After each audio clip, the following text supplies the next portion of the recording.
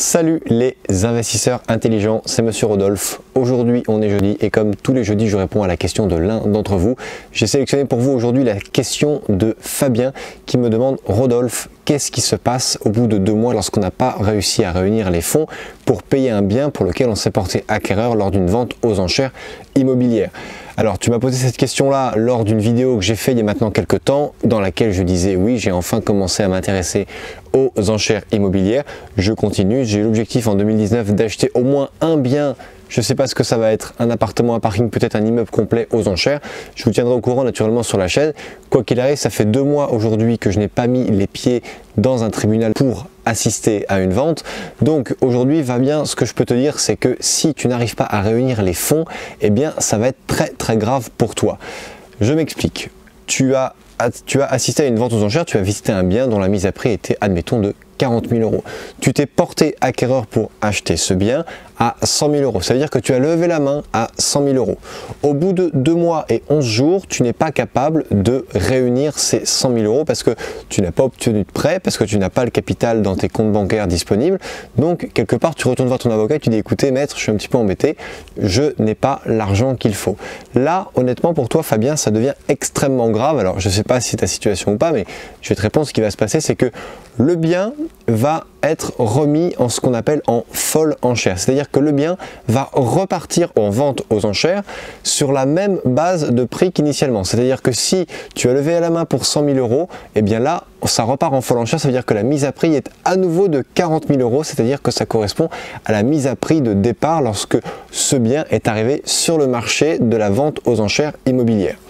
Et qu'est-ce qui va se passer? En général, 90% du temps, moi pour ma part je ne l'ai jamais vu, mais ce que je te dis là, j'ai appelé mon avocat aux enchères immobilières qui me suit régulièrement. Il m'a dit que dans 90% des cas, les biens qui repartent en folles enchères repartent toujours moins cher que la première enchère qui avait été emportée.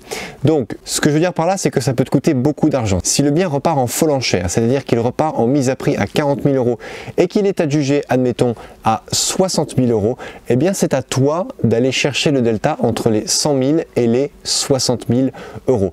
Et là, ça se passe au tribunal, donc il y a toute la force et il y a toute l'inertie judiciaire qui est présente pour te remettre un titre exécutoire avec tout l'armement judiciaire possible à sa portée pour aller chercher chez toi les 40 000 euros issus du fait que tu ne peux pas payer la différence entre les 100 000 et les 60 000 euros de la dernière adjudication. C'est ce qu'on appelle la folle enchère, ça coûte extrêmement cher. D'où l'intérêt d'aller aux ventes aux enchères en disant: moi, rappelez-vous, dans la vidéo que j'avais fait, j'avais dit: écoutez, pour ce bien-là, je vais au maximum à 76 000 euros.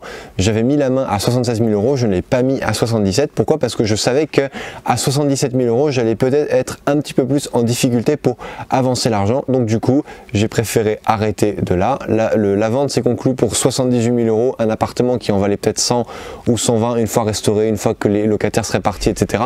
Bref, il faut savoir qu'il y a aussi un paquet d'ennuis qui sont liés avec les ventes aux enchères immobilières qu'il faut impérativement connaître, impérativement savoir, d'où l'importance et la nécessité de se former à ce type d'achat immobilier.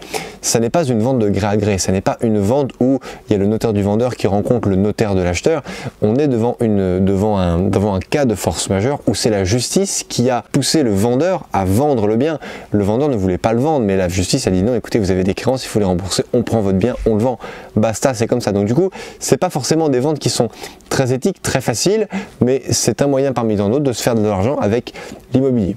Donc voilà Fabien, j'espère que j'ai été assez clair dans cette vidéo. Tu sais ce qui t'attend si jamais tu ne peux pas réunir les fonds pour lesquels tu t'es porté acquéreur sur les biens immobiliers en question. Donc fais très attention à toi. Moi, ce que je peux te préconiser, c'est va aux ventes aux enchères immobilières une fois que tu as un petit peu de capital de côté et surtout ne dépasse jamais ta limite. Voilà Fabien, j'espère que cette vidéo t'a plu, elle était pour toi, elle était également pour toute la communauté des investisseurs intelligents. Je vous dis à très bientôt dans une prochaine vidéo. Ciao!